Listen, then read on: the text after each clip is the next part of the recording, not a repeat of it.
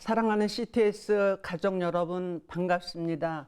저는 의정부에서 심호하는 영광의 비교회 정찬숙 목사입니다. 그 날에는 아이벤 자들과 젖먹이는 자들에게 화가 있으리로다.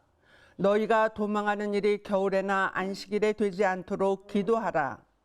이는 그때에 큰 환란이 있겠음이니라. 창세로부터 지금까지 이런 환란이 없었고 후에도 없으리라.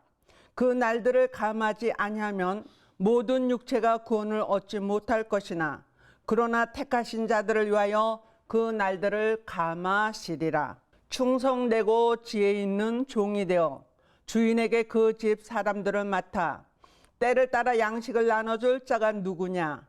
주인이 올 때에 그 종이 이렇게 하는 것을 보면 그 종이 복이 있으리로다. 아멘. 우리가 복이라고 하면은 먼저는 건강이 최고입니다. 그 다음에 물질의 복, 또 자녀의 복, 또 좋은 집을 점점 늙혀가는 거, 좋은 차를 자꾸 바꿔가는 거, 이런 것들이 복이라고 많은 사람들이 말합니다. 그러나 오늘 성경에서 말하는 복은 어떠한 복일까를 우리는 같이 상고하며 복받을 자가 되기를 바랍니다. 계시록 1장 1절로 3절에 보면은 주님이 오실 때에 주님이 아버지의 그 뜻을 또 예수님의 그 뜻을 또 천사에게 천사가 그 뜻을 사도 요한에게 보내어 지시한 것이다. 그래서 그 때를 따라 주시는 양식을 먹고 지키는 자는 복이 있으리로다. 그렇게 말씀을 하고 계십니다. 그러니까 전자에서 말씀드린 세상의 복하고는 완전히 틀린 복이라는 것이죠. 마태복음 24장 45절로 46절 제가 아까 읽어드렸는데, 때를 따라 양식을 나눠주는 종이 되어야 되고 받아 먹는 그러한 우리 성도들이 되어야지 될 줄로 믿습니다. 그러면 때는 어떤 때를 말할까요? 우리가 창세기서부터 이렇게 쭉 보면은 율법 시대가 있었고 예수님이 오셔서 은혜 시대가 있었습니다.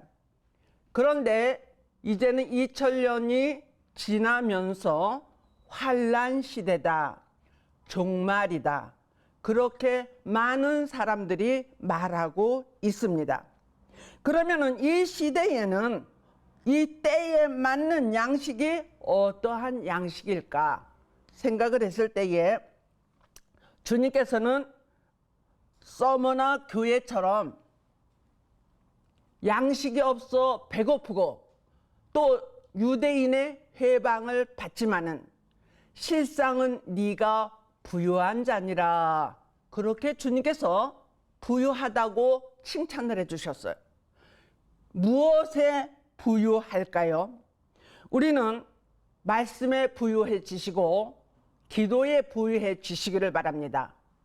하나님께서 영적인 만족함으로 저와 여러분들이 주님 오실 날을 예배하고 준비하고 깨어있는 그러한 자가 지금 재산이 조금 있든지 많이 있든지 좋은 차를 타든지 쬐끄만 차를 타든지 없든지 무소유여도 우리는 부유할 수가 있다.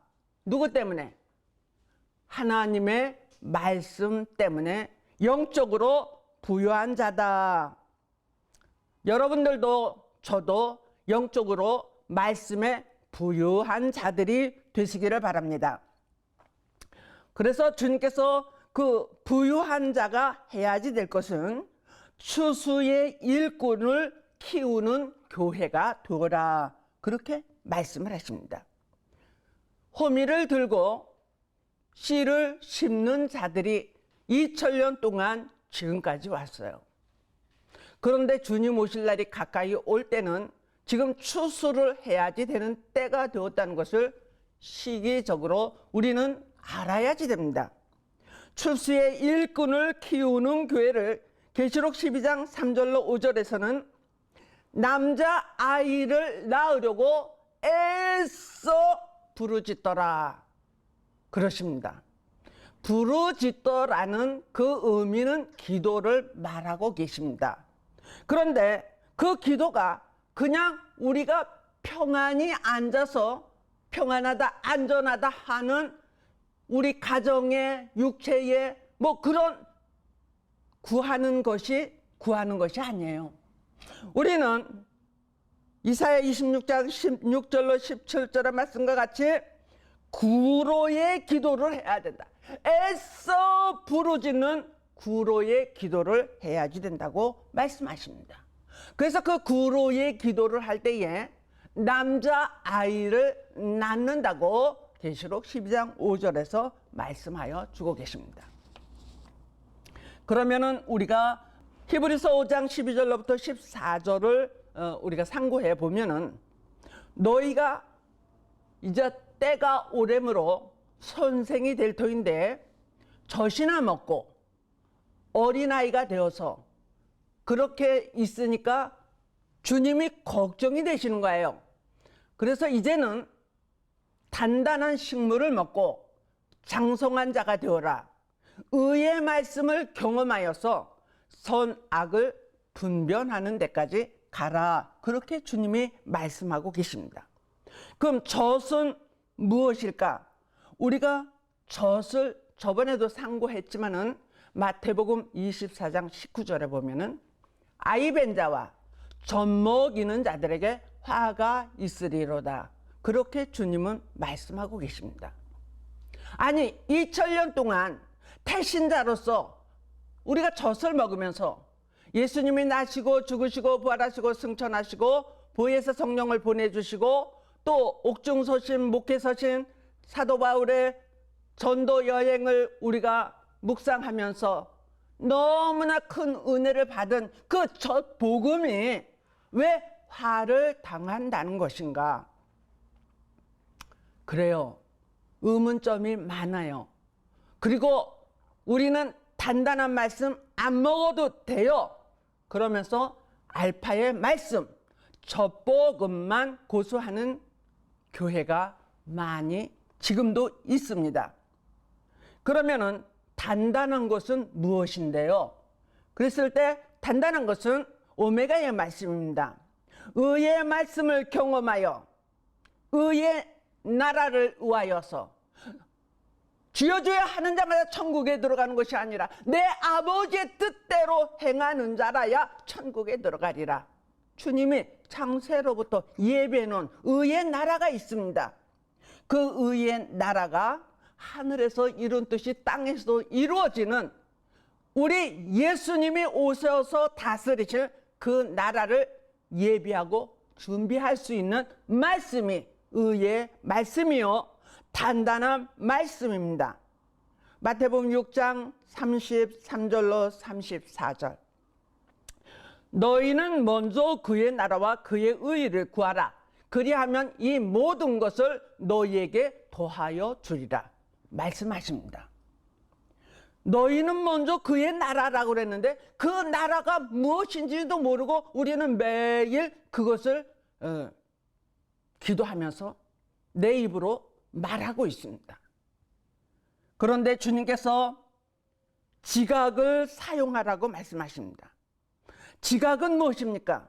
선악을 분별하는 자리에 들어가야지 된다는 것이에요. 지혜로운 생각을 가지고 행동을 해라. 영혼 없는 몸이 죽은 것과 같이 행함이 없는 믿음은 죽은 믿음이라고 말씀하고 계십니다. 영을 분별하시기를 바랍니다. 하나님의 영이 나에게 오고 있는지 사탄의 영이 나에게 오고 있는지 분별을 하여야 됩니다. 시대가 또한 어떤 시대인지 율법 시대인지 은혜 시대인지 지금 환란의 시대인지를 분별해야지 됩니다. 그러면은 또 변론까지 하라고 말씀하십니다. 우리가 죄에 대해서 변론을 해줄 수 있어야 됩니다. 항상 말씀에는 짝이 있어요. 이쪽에서는 이렇게 말했는데 이쪽에서는 또 이렇게 말하네. 이단들이 할 수 있는 그 오점이 무엇입니까? 한쪽 것을 가지고 계속 밀고 나가거든요. 그러면은 성도들은 이건 말씀에 있는 건데 맞아 그러면서 그것을 따라갈 수밖에 없어요. 그러나 주님께서는 또 다른 곳에서 다르게 말씀하시는 것을 볼 수가 있습니다. 그래서 말씀에 대해서 우리가 변론을 해줄 수 있어야 돼요. 씨를 심는 복음인지 추수를 해야지 되는 복음인지.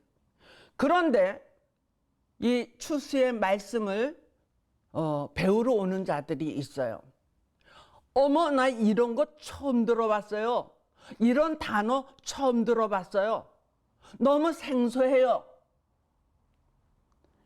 그렇게 말하고 가시는 분들이 있어요. 그리고 또 한 가지는 우리 목사님은 사랑으로 아주 얼굴이 인자하게 해가지고 말씀을 전하신대. 목사님이 말씀을 전할 때는 나는 무서워요. 그렇게 또 말씀하시는 분이 있어요. 계시록으로 들어가면은 하나님께서 천사를 보냈는데 사도 요한이가 무서워서 뒤로 나가 자빠졌어요.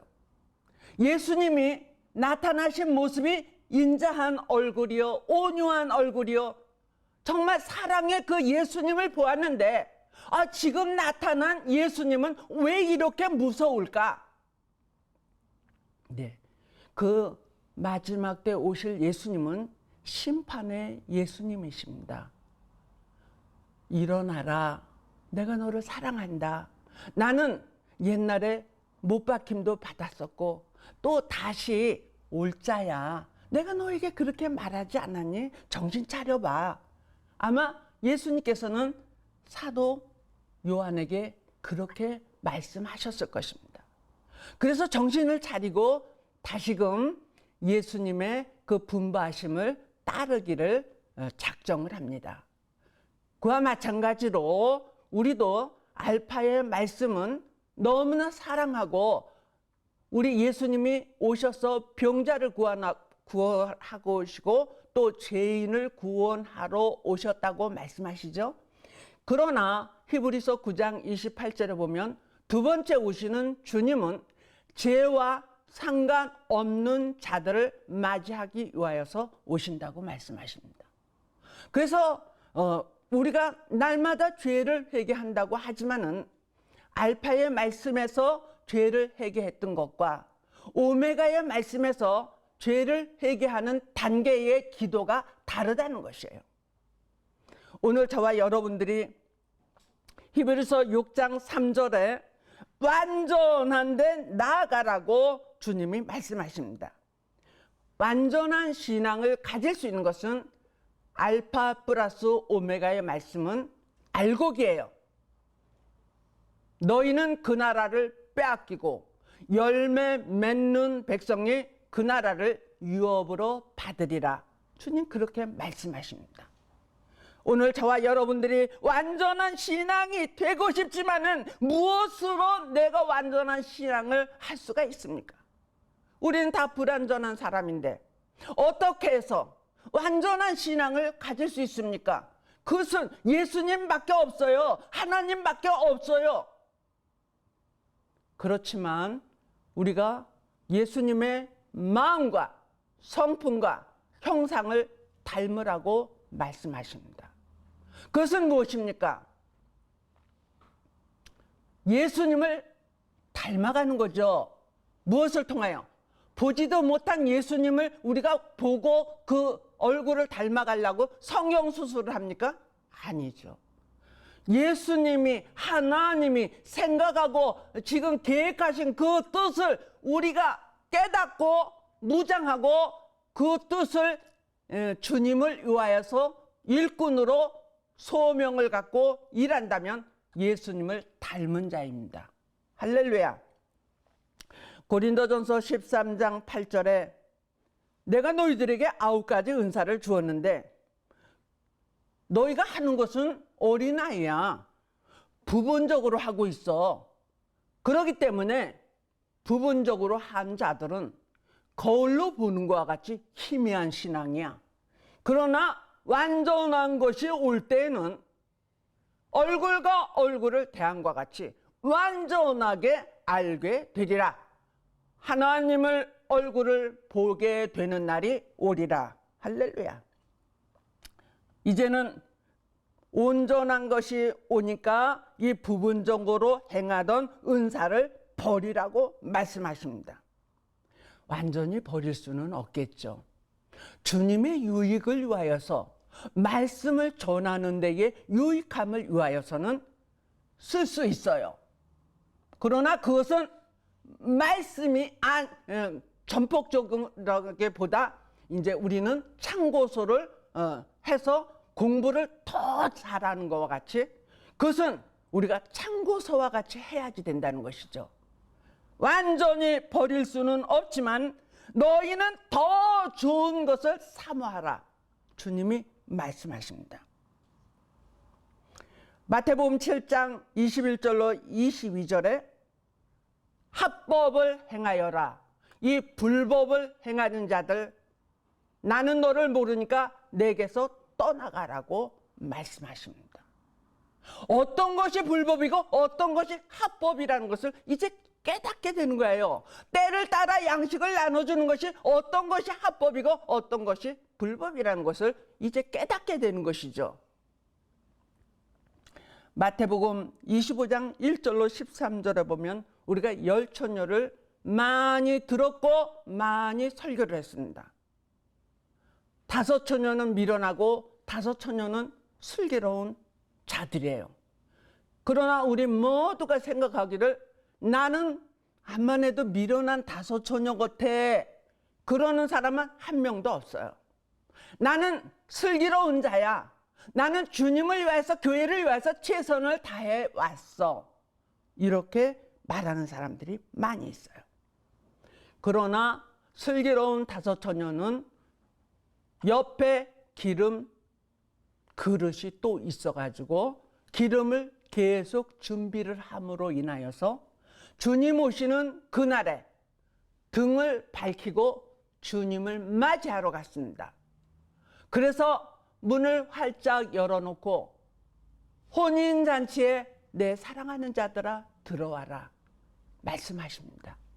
그러나 미련한 5처녀들이 나중에 그것을 깨닫고 헐레벌떡 기름을 여기 가서 사고 또 달라 그러고 그렇게 해서 왔지만은 예수님은 나는 너희들을 모른다 그러면서 문을 닫아버리십니다.